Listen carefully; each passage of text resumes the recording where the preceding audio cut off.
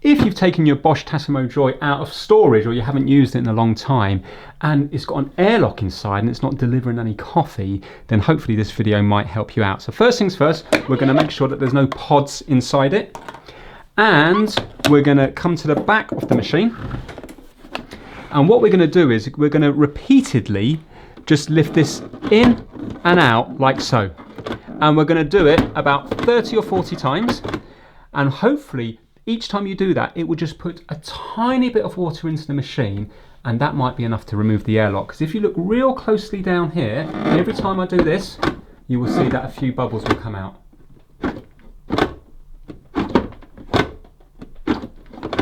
It's not much, but if you do that 30 or 40 times, hopefully that will clear the airlock. And then rather than wasting pods, what you can do is take this out completely.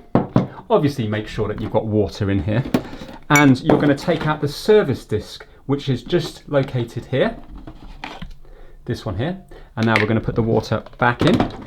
So once you've done that 30 or 40 times, you're now going to place this in, barcode down, like so, and then you're going to get yourself a cup to collect the water. You're going to close this, and now we're just going to rinse through water, so you're not wasting any coffee.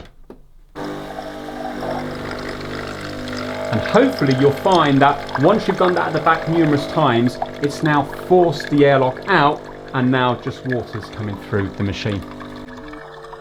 You might have to rinse this a few times depending on how dirty the water is that's coming out, because if you haven't used it in a while, you might find that the water's very dirty.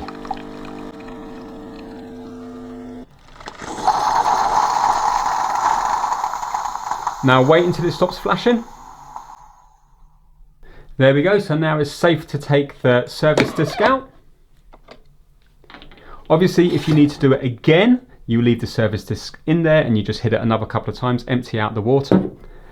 And we're just going to put this in the back so we know where it is when it's needed for the future. So hopefully by doing what you've seen in the video here, that will get rid of the airlock, and then you'll be able to make coffee again.